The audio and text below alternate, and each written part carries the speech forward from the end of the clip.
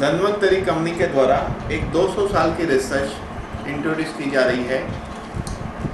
200 साल से एक रिसर्च चल रही थी, ह्यूमन बॉडी हेल्दी है तो क्यों है और बीमार है तो क्यों है। ये रिसर्च कंप्लीट हुई 1986 से 2006 के बीच में। तो इसको इंडिया में इंट्रोड्यूस किया डॉक्टर विजय भटकर ने। डॉक्टर विजय भटकर भारत रत्न है, जिन्होंने सुपर कंप्यूटर परम ढूंढा था। इनका अभियान है हेल्दी इंडिया। इस हेल्दी इंडिया अभियान के लिए उन्होंने इस मॉलिक्यूल को 2027 तक एक कॉन्ट्रैक्ट साइन किया है पूरे एशिया के लिए। धन्वंतरी कंपनी के चेयरमैन है डॉक्टर रमेश पाटिल, जो एमडी डॉक्टर है, गोल्ड मेडलिस्ट है, जिनकी 2 हॉस्पिटल है, सिटी स्कैन सेंटर है, कैथ लैब है, जहां बाईपास वगैरह होता है। डॉक्टर रमेश पाटिल ने 7000 पेशेंट पर क्लिनिकल ट्रायल लेने के बाद इस प्रोडक्ट को मार्केट में लॉन्च किया है। इसमें से 39 केस के हार्ट के ब्लॉकेज ठीक हो चुके हैं, कई अस्थमा के पेशेंट, सोरियासिस पेशेंट, ऐसे अलग अलग बीमारी के पेशेंट ठीक हो चुके हैं। अभी हम देखेंगे कि WHO स्वास्थ्य के बारे में क्या कहता है। WHO की स्वास्थ्य की व्याख्या बहुत कम लोग समझ पाए हैं और बहुत कम लोग इसको समझा पाए हैं। WHO कहता है physical health, mental health and social health. पहले बात करेंगे फिजिकल हेल्थ की।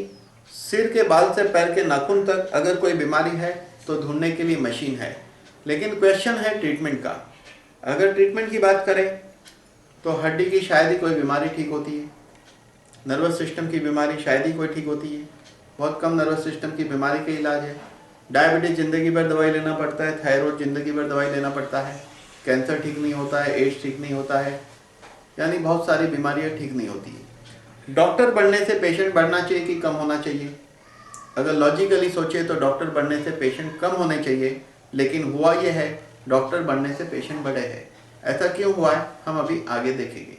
मेंटल हेल्थ, शरीर में होने वाली हर बीमारी के पीछे हमारा मानसिक स्वास्थ्य जवाबदार होता है। अगर जिसके सिर पे बोझा है उसको पैरालाइज होता है। मेरे पास एक मरीज आते थे 67 ईयर के, उनको मेरे पास आने के 2.5 ईयर पहले लकवा हुआ था। हमने कहा जरूर आपके सिर पे कोई बोझा होगा, तो उन्होंने कहा नहीं, मेरे पास इतने पैसे कि मेरी 7 पीढ़ी खा सकती है। लेकिन बाद में मुझे पता चला पहला लड़का 42 ईयर, दूसरा लड़का 40 ईयर, तीसरा लड़का 37 ईयर, तीनों कुछ नहीं करते थे। ये 3 बोझा है। और शायद यही घटना धीरूभाई अंबानी के साथ हुई थी। 98 में उन्होंने काफ़ी पैसा कमाया, 99 में पैरालाइज हुआ, 13 साल तक पैरालाइज में रहे, क्योंकि उनको उस वक्त डाउट हुआ होगा कि इतने पैसे मेरे 2 बच्चे संभाल पाएंगे कि नहीं। जिसको भय होता है उसके घुटने पर असर होती है। बेस्ट एग्जाम्पल है हमारे इंडिया के यंग मैन मिस्टर वाजपेयी, जिसको देश का क्या होगा उसका भय रहता था, जिसके कारण उनको शायद घुटने की बीमारी उसी कारण हुई। आज भी वो चल नहीं पाते हैं। फाइनेंशियल इनसिक्योरिटी, पैसा है तो चले जाने का डर, नहीं है तो नहीं आने का डर। ऐसी कंडीशन में रीढ़ की हड्डी पर असर होती है।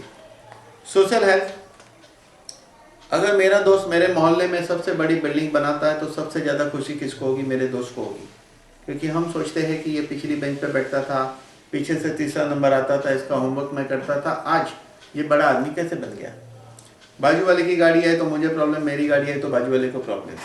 तो मनुष्य का प्रॉब्लम यह है कि हम दूसरों का अच्छा देखकर खुश नहीं हो सकते हैं, लेकिन दूसरों का अच्छा देखकर हमें प्रेरणा लेकर हमें भी अच्छा बनना चाहिए। इसको सोशल हेल्थ कहते हैं। समाज का मतलब ये नहीं है कि पूरा हिंदुस्तान या पूरा गुजरात या पूरा महाराष्ट्र। समाज का मतलब मेरे लिए ये है कि मेरा घर मेरा पहला समाज है, मेरी बिल्डिंग दूसरा समाज है, मेरा मोहल्ला, रिलेटिव और पहचान वाले। इसके बीच में मेरी क्या कीमत है वो इम्पोर्टेंट है। मैं अगर 10,000 आदमी को डायरेक्टली इनडायरेक्टली जानता हूँ तो मेरा समाज है 10,000 या 1 लाख या 2 लाख, जितनों को मैं जानता हूँ, बाकी से मुझे कोई मतलब नहीं है। अगर मेरी वैल्यू मेरे समाज में अच्छी है तो मुझे जीने की मजा आएगी। बात करेंगे अभी कि डॉक्टर बढ़ने से पेशेंट क्यों बढ़ गए। क्योंकि 50 साल पहले डॉक्टर कम थे, पेशेंट कम थे, क्योंकि बीमारी के कारण कम थे। आज हर आदमी गुजरात के अंदर 5 सिगरेट पी रहा है, महाराष्ट्र के अंदर मुंबई में हर आदमी 6 सिगरेट पी रहा है, कानपुर में हर आदमी 15 सिगरेट पी रहा है। इतना धुआं है। 50 साल पहले इतना धुआं नहीं था। पानी की बात करें तो पाइपलाइन से पानी आता है। कई बिल्डिंगों में 20-20, 25-25 साल पुरानी पाइपलाइनें लगी हुई है। खाने की बात करें, हर खाने में कहीं ना कहीं केमिकल है, चाहकर भी हमें शुद्ध खाना नहीं मिलता है। ये 3 चीज़ 50 साल पहले शुद्ध थी, इसलिए बीमारी कम थी। आज ये तीनों चीज़ शुद्ध नहीं है, यही मिलेगा, यही खाना पड़ेगा, बीमारी तो रहेगी। इसके अलावा लोगों की ज़िंदगी में नशा न होने के कारण कोई गुटखा खा रहा है, कोई सिगरेट पी रहा है, कोई कुछ। बाकी ज़िंदगी अपने आप में एक नशा है, इसकी ज़रूरत नहीं है, फिर भी लोग खाते हैं, मानते नहीं हैं, सुधरते नहीं हैं। फिर लेज़ी लाइफस्टाइल है, सॉफ्ट ड्रिंक है, तनाव भरी ज़िंदगी है। लेकिन आज बड़ी समस्या है एमडी डॉक्टर के लिए भी, वो है सुपर बग्स यानी कि वायरस और दवाई की दौड़ में वायरस जीत गया, दवाई हार गई है। आज उस मुकाम पे हम खड़े। इसके अलावा हम लोग 700 प्रकार के रेडिएशन में जीते हैं। हर इलेक्ट्रॉनिक डिवाइस से इलेक्ट्रोमैग्नेटिक फ्रीक्वेंसी निकलती है जो बहुत ही हार्मफुल है। सबसे डेंजर और पावरफुल रेडिएशन है हमारा मोबाइल फ़ोन।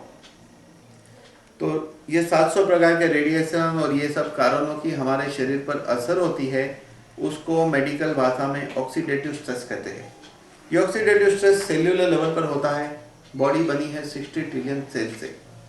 अगर घुटने के सेल्स पे इसकी असर होगी तो घुटने की बीमारी, ब्रेन या किडनी या बॉडी के जो हिस्से के सेल्स पे उसकी असर होती है, उसके संबंधित बीमारी होती है।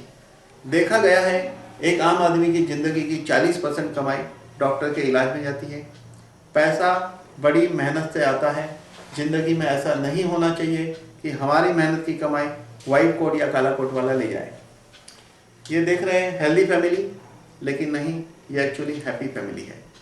मोटापा हेल्थ नहीं कहलाता। ये कार है जिसकी हम चिंता करते हैं, करनी चाहिए, क्योंकि 3 लाख 5 लाख 10 लाख 20 लाख की आती है। टाइम टू टाइम सर्विसिंग कराते, पेट्रोल भरते, साफ सफाई करते। ये शरीर है, फ्री में मिला है, इसकी चिंता नहीं करते हैं, नहीं करनी चाहिए, क्योंकि कोई पैसा नहीं लगा है। दूसरी गाड़ी खरीद सकते हैं, दूसरा शरीर नहीं मिलेगा। बैंक बैलेंस बढ़ता है तो दिखता है, बैंक बैलेंस घटता है तो दिखता है, लेकिन एक उम्र के साथ शरीर का बैलेंस सिर्फ घटता है और घटते ही जाता है। और वो बैलेंस है हमारे बॉडी के 90 इंपॉर्टेंट मॉलिक्यूल, और उसको नॉमिनल दाम में रिफिल करने के लिए धन्वंतरी लाया है इम्यूरिज। तो ये इम्यूरिज क्या है? बच्चा जब पैदा होता है और माँ उसको पहले 3 दिन दूध पिलाती है, उस पहले 3 दिन के दूध से बच्चे को 90 मॉलिक्यूल मिलता है। अगर वो ज़िंदगी भर चलेगा तो इंसान जब तक जिंदा है बीमार नहीं होगा। लेकिन ये मॉलिक्यूल एक उम्र के बाद वीक होने लगता है या ख़त्म होने लगता है, या एक उम्र के पहले भी कई कारणों से, और उसकी वजह से जो बीमारी होती है, उस बीमारी को ठीक करने में वही मॉलिक्यूल चाहिए जो हमें एलोपैथी दवा, होम्योपैथी दवा, आयुर्वेदिक, यूनानी या कोई फूड सप्लीमेंट या विटामिन की गोली या खाने की दवाई से नहीं मिलता है। तो कहाँ से मिलेगा? तो साइंस को पता चला 200 साल से जो रिसर्च चल रही थी कि गाय जब बच्चा पैदा करती है तो पहले 3 दिन के दूध में सेम 90 मॉलिक्यूल है, 4 गुना पावरफुल है। इम्यूरिज बनी है पहले 16 घंटे के दूध से, 90 मॉलिक्यूल डिराइव करके इम्यूरिज बनी है। इस गाय के पहले 3 दिन के दूध की बहुत महिमा है। आयुर्वेद ने इसको गोपीयूष कहा है। लेकिन हम बात करेंगे 200 साल के इतिहास की। 18वीं सदी में इसको व्हाइट ब्लड कहते थे। 19वीं सदी में रोमेटोइड आर्थराइटिस के लिए इसका रिसर्च हुआ है। इटाली के डॉक्टर इन्फांट डायरिया, बच्चे की बीमारी के लिए इसका उपयोग करते थे। डॉक्टर अल्बर्ट सेबिन ने ढूंढा कि गाय के पहले 3 दिन के दूध के अंदर पोलियो का एंटीडोट है। ये रिसर्च 1986 से 2006 के बीच में उस लेवल पे कंप्लीट हुई कि अगर मैं किसी को कहता हूँ कि पानी में लाल कलर डालने से क्या होता है, तो उसका आंसर होगा कि पानी लाल होता है। इसी तरह अगर इसमें प्लेटलेट डिराइव ग्रोथ फैक्टर है तो प्लेटलेट बढ़ेगा ही, कार्टिलेज ग्रोथ फैक्टर तो कार्टिलेज बनेगा ही। उस लेवल पे साइंस ने प्रूव किया, इसीलिए लैंसेट और पबमेड ने इसको अप्रूवल दिया है। ये बहुत इंपॉर्टेंट चीज़ है। दुनिया में बहुत कम दवाई के बारे में लैंसेट और पबमेड में रेफरेंस है। अगर एक एमडी डॉक्टर को जब हम कहते हैं कि लैंसेट और पबमेड में रेफरेंस है, तो इसका मतलब ये है कि ये मॉलिक्यूल को साइंटिफिकली प्रूव किया गया है। अब हमें फिर से प्रूव नहीं करना है। मेडिकल जर्नल में इसके बारे में छप चुका है।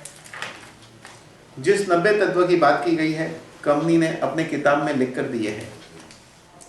ये दवा होने के कारण दुनिया को जो सर्टिफिकेट लगते हैं लीगली, वो सारे सर्टिफिकेट इस प्रोडक्ट को मौजूद है।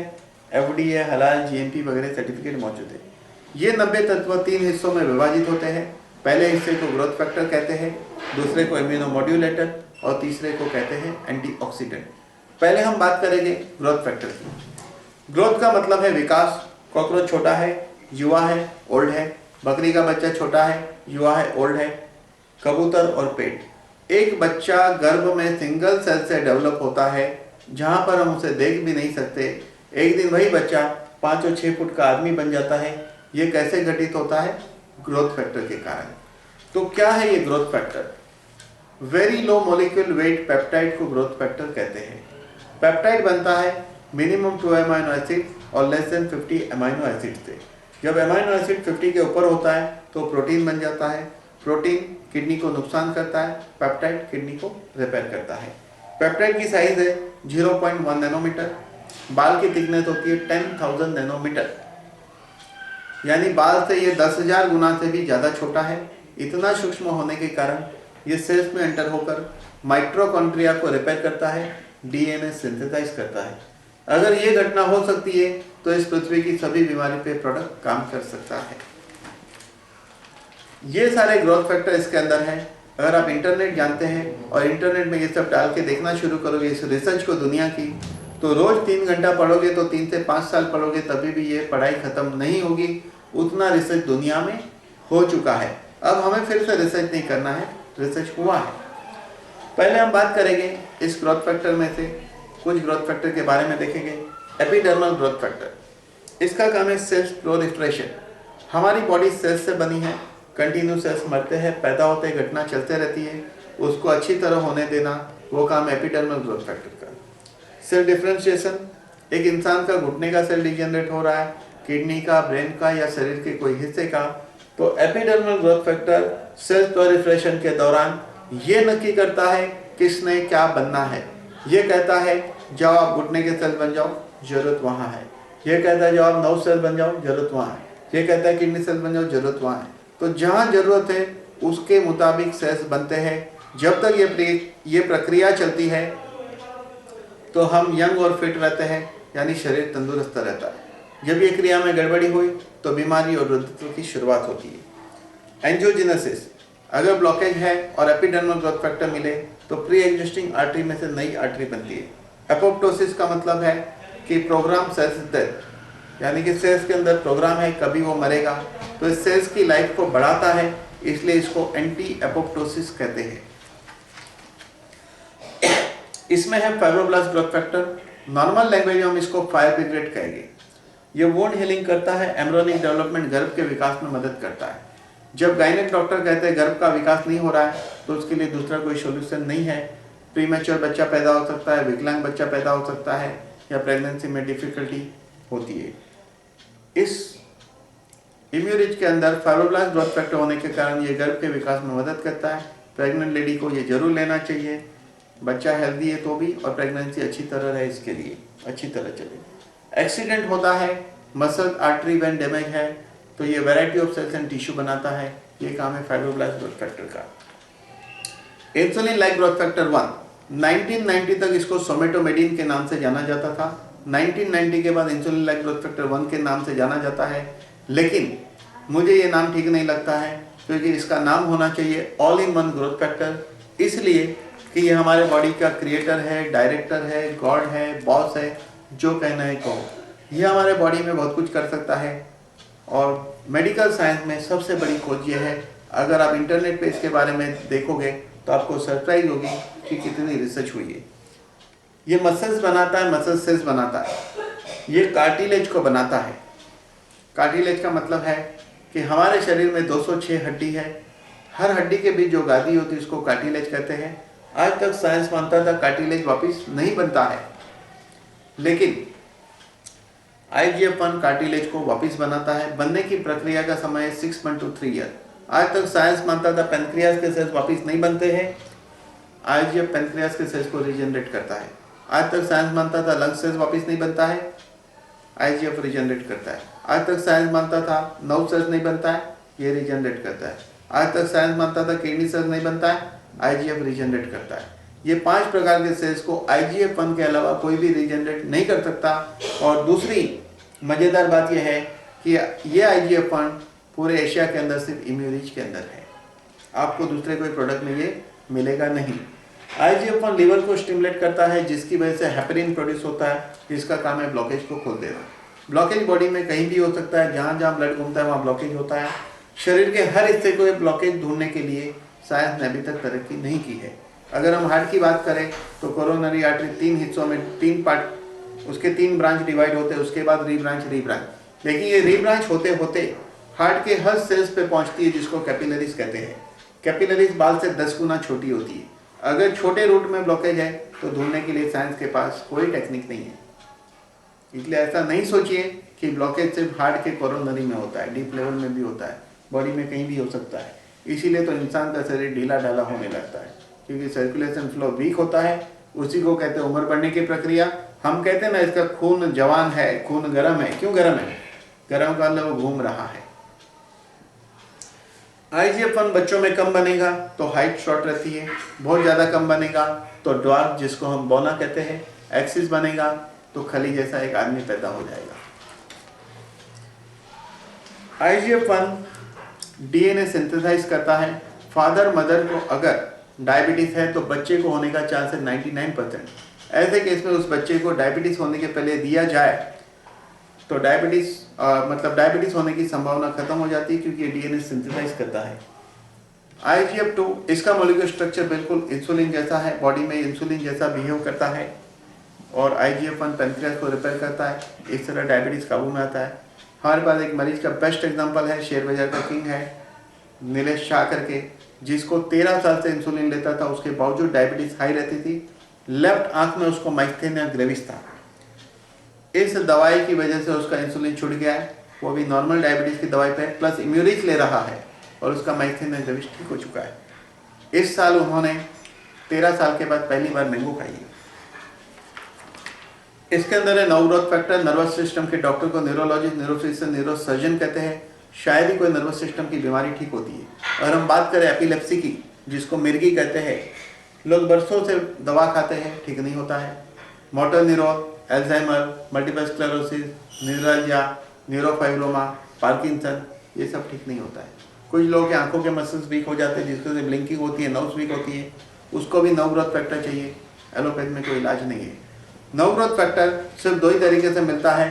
नर्व ग्रोथ फैक्टर के इंजेक्शन जो बना है, 20 टन ह्यूमन ब्लड प्लाज्मा में से नर्व ग्रोथ फैक्टर डिराइव करके एक इंजेक्शन बनता है, जिसकी कीमत है 1,89,000। लेकिन यहाँ पर नॉमिनल दाम में नेचुरल फॉर्म में दिया जाता है। 300 mg की एक गोली में 11.5% नर्व ग्रोथ फैक्टर है। तो इंजेक्शन जितना बेनिफिट सिर्फ इस गोली से मिलता है। ये nerve growth factor pineal gland, pituitary gland और हाइपोथैलेमस को स्टिमुलेट करता है, जिसकी वजह से हार्मोनल बैलेंस क्रिएट होने से इंसान को दीर्घायुष्य की प्राप्ति होती है और मेंटल कैपेसिटी बढ़ती है। इसके अंदर है platelet derive growth factor. Dengue में या दूसरे फीवर में प्लेटलेट काउंट कम होने से ब्रेन में ब्लीडिंग से डेथ होती है। 4 गोली 4 बार दीजिए मरीज को, 5वें दिन प्लेटलेट काउंट 1 लाख क्रॉस कर जाएगा। 8 और 10 दिन के बाद रिपोर्ट देखोगे 1.5 लाख क्रॉस कर जाएगा। प्लेटलेट डिराइव ग्रोथ फैक्टर, इस दवाई इम्यूरिज के अलावा कोई दवा में नहीं है। इसका ऑप्शन है कि प्लेटलेट चढ़ाने पड़ते हैं, लेकिन ये दवाई प्लेटलेट काउंट मेंटेन करती है। इसके अंदर है transforming growth factor alpha and beta, जिसका काम है लिप से लेकर एनस तक की हमारे जीआई ट्रैक्ट की सभी बीमारी पे काम करता है, जैसे कि अल्सर, अल्सरेटिव कोलाइटिस, गैस्ट्राइटिस वगैरह। अब हम बात करेंगे इसके दूसरे हिस्से की, जिसको इम्यूनोमोड्यूलेटर कहेंगे। तो प्रलय 2012 लोगों ने एक पिक्चर देखी होगी। उस पिक्चर में ऐसा है कि जमीन है वहाँ आसमान हो जाएगा, आसमान है वहाँ पानी हो जाएगा, ऐसा सब उलट पलट हो जाएगा। लेकिन खुशी की बात है कि ऐसा कुछ नहीं होने वाला है। तो फिर ये प्रलय 2012 क्या है, जिसकी शुरुआत आज से 16 साल पहले सूरत से हुई थी। सूरत में हुआ था प्लेग, दवाई ढूंढी गई, तब तक लाखों लोग मर चुके थे। उसके बाद डेंगू आया, डेंगू की दवाई ढूंढने के पहले लाखों लोग मर चुके थे। और महाराष्ट्र में आया स्वाइन फ्लू पूना में। तो उस स्वाइन फ्लू में इस इम्यूरिक दवा ने मिराकल काम किया था, क्योंकि इसके अंदर proline rich polypeptide, interferon, immunoglobulin और लैक्टोफेरिन है। ये 4 मॉलिक्यूल हमारी बॉडी की इम्यूनिटी को सेट करते हैं। और 17,000 मरीज की जान बची, और उसके बाद टेमी फ्लू की खोज की गई थी। अगर ये दवा नहीं मिलती तो शायद ये स्वाइन फ्लू महाराष्ट्र से पूरे हिंदुस्तान के कोने कोने तक फैलने की संभावना थी। तो आने वाले वक्त में ऐसे वायरस पैदा होंगे कि जिसकी दवाई ढूंढी जाएगी, तब तक इस पृथ्वी का 50% पॉपुलेशन खत्म हो जाएगा, ऐसे चांसेस है। तो इसका मतलब ये है कि हमें डरना किससे चाहिए? आप कहोगे वायरस से, लेकिन मैं कहूँगा नहीं, हमें डरना चाहिए हमारी इम्यूनिटी वीक हो रही है इससे। अगर हमारी इम्यूनिटी ठीक है तो वायरस हमारा कुछ बिगाड़ नहीं सकता है। तो वायरस के सामने लड़ने के लिए ईश्वर ने हमें दिया है lymphokines, T cells, antibodies, B cells, killer cells. लेकिन इन दिनों ये हथियार ठीक से काम नहीं करते क्योंकि हमारे बॉडी में एक मॉलिक्यूल है प्रोलाइन रिच पॉलीपेप्टाइड, ये वीक हो जाता है। इसका काम है वायरस को पहचानना, स्टॉक में से वेपन निकालना, उसको किल करना, याददाश्त में रखना, दोबारा आया तो फिर से मार देना। इसके अंदर इंटरफेरॉन, ये एंटीवायरल होता है। जब फीवर एक लिमिट को क्रॉस करता है तो डॉक्टर इंटरफेरॉन के इंजेक्शन देते हैं जिसकी कीमत 80,000 से 1,10,000 होती है। वो इंजेक्शन भी फैल जाएगा अगर प्रोलाइन रिच पॉलीपेप्टाइड मौजूद नहीं होगा तो proline rich polypeptide, interferon, immunoglobulin antiviral, antibacterial, antifungal है। इसके अंदर है लैक्टोफेरिन। अगर एड्स के मरीज को 4 गोली 4 बार दी जाए, 5वें दिन 6ठे दिन उसका CD4 काउंट रिपोर्ट बढ़ जाएगा। दुनिया में ऐसा काम और कोई दवाई नहीं कर सकती। उसको 1 महीने में उसका डायरिया रुकेगा, वेट गेन होगा और डेफिनेटली उसके एड्स में इतना बेनिफिट होगा, यहाँ तक हम कह सकते हैं उसकी डेथ एड्स से नहीं होगी। ये lactoferrin anti inflammatory, anti tumorous, anti cancerous है। अगर लेडीज को ब्रेस्ट में गांठ है 1 से 1.5 महीने में डिजोल्व होती है। ऐसे किससे है? यूट्रस फाइब्रोइड 3 to 6 मंथ, और ये कैंसर सेल्स ग्रोथ को रोक देता है। यहाँ पे एक एग्जांपल है हमारे पास, ये बच्चा है ट्यूबरकुलोसिस लिम्फेनाइड, ये 2.5 महीने में ठीक हुआ है, नहीं ये 5 हफ्ते में ठीक हुआ है। ये अल्सरेटिव कोलाइटिस जीवन भर ठीक नहीं हो सकता है, ये 2.5 महीने में ठीक हुआ है। ये एक पेशेंट है पेरिप्लेजिया का, एक्सीडेंट में इसके दोनों पैर बेकार हो गए थे, बिस्तर पे पड़ा था, बेड सोर हो गया था। इसी कैप्सूल का पाउडर ड्रेसिंग में यूज़ किया गया क्योंकि इसको हील करने epidermal and fibroblast growth factor चाहिए, और 2 गोली 3 बार खाने को दी गई इम्यूरिच। ये 35 दिन में ठीक हुआ। इसके 15 फोटोग्राफ हमारे पास है। नोज कॉम्प्रेशन या स्लिप जिसको कहते हैं, जहाँ पे आगे चल के ऑपरेशन करना पड़ता है। शायद ही ऐसा पेशेंट हमको कोई मिले जिसने 5 साल पहले स्लिप या नोज कॉम्प्रेशन में ऑपरेशन किया हो और आज वो कह दे कि उसको कमर दर्द नहीं है। ऐसा केस मिलना मुश्किल है। लेकिन इस दवाई के अंदर IGF-1 है जो कार्टिलेज को रीजनरेट करता है, नर्व ग्रोथ फैक्टर है, epidermal and fibroblast growth factor. ये 4 मॉलिक्यूल इस कंडीशन को 3 महीना, 6 महीना, 8 महीने रिपेयर करता है। लेकिन पेशेंट को पेशेंस चाहिए। हमने कहावत सुनी है ना, धीरज के फल मीठे, सबने सुनी होगी, बराबर। मेरे फ्रूट वाले का नाम धीरज है, उसका फ्रूट बहुत मीठा होता है। अगर टीनेज के लड़के लड़की लेंगे तो उसकी स्किन और हेयर अच्छे रहेंगे। प्रेग्नेंट लेडी ले तो फाइब्रोब्लास्ट ग्रोथ फैक्टर होने के कारण गर्भ का विकास अच्छी तरह होगा। डिलीवरी के बाद माँ और बच्चे की हेल्थ के लिए अच्छा है। मेनोपॉज स्त्री के जीवन का ये सबसे इम्पोर्टेंट समय है, 35 से 45। इस वक्त हार्मोनल चेंज होता है जिसकी वजह से उसका स्वभाव बदल जाता है। कभी गुस्सा आता है, कभी प्यार, कभी पागलपन, कभी ठंडी, कभी गर्मी, कभी भूख लगना, कभी नहीं लगना। उस वक्त आदमी कहता है अब तो पहले जैसी नहीं रही। इसीलिए झगड़े होते हैं और इसी उम्र में मैक्सिमम डिवोर्स होते हैं। और ये दवा हार्मोनल बैलेंस क्रिएट करेगी, इम्यूरिक। यानी कि अब काले कोट वाले का क्या होगा? काले कोट से आप बचेंगे। पहले हमने व्हाइट कोट की बात की थी। ओल्ड एज की कॉमन कंप्लेंट है थकान, वीकनेस, कमजोरी, नींद नहीं आना, बेचैनी, याद नहीं रहना। मेरे पास एक अंकल आते थे जिसकी उम्र 76 थी और आंटी की उम्र 72। अंकल हमेशा एक ही बात बोलते, बेटा कुछ याद नहीं रहता है, बेटा कुछ याद नहीं रहता है। मैंने कहा अंकल ऐसा मत बोलो, जब देखो तो वही आंटी को लेके आते हो और कहते हो याद नहीं रहता। स्पोर्ट्समैन का स्टेमिना बढ़ाने के लिए ये बहुत अच्छा है। पहलवान को बॉडी बनानी है तो ग्रोथ फैक्टर चाहिए। डेंटल सर्जरी के दौरान ये लिया जाए तो रूट कैनाल फ्यूज हो जाएगा, जिंदगी भर साथ देगा, और दांत अच्छे हैं तो खराब नहीं होंगे। कैटरेक्ट के ऑपरेशन के दौरान ये लिया जाए तो जिस हीलिंग को 100 महीना लगता है वो हीलिंग सिर्फ 5 दिन में होगी, क्योंकि इस हीलिंग के लिए epidermal and fibroblast growth factor चाहिए जो आपको इस इम्यूरिच के अलावा और कोई दवाई से नहीं मिलेगा। सिरोसिस ऑफ लीवर, जहाँ लीवर 90 या 95% तक खत्म हो गया है, IGF-1 इसको फिर से रिडिजाइनिंग कर देगा 1 से 3 महीने के अंदर। उम्र बढ़ने की प्रक्रिया को स्लो करने वाला और रोकने वाला दुनिया का सबसे पावरफुल एंटी एजिंग जो है वो है ग्रोथ फैक्टर एंड पेप्टाइड। यहाँ आप देख रहे हो आखिरी स्टेज पे लकड़ी वाले दादाजी है, तो लकड़ी वाले दादाजी बनना या आज से निर्णय लेके इसका सेवन करके 3रे या 4थे लेवल पे रह के स्मार्ट बुड्ढा बनना, या लकड़ी वाले दादाजी ये निर्णय आज लेना पड़ेगा क्योंकि कल तो लकड़ी हाथ में होगी। ये किसको खाना चाहिए? 122 करोड़ के पॉपुलेशन में हर इंसान ने खाना चाहिए।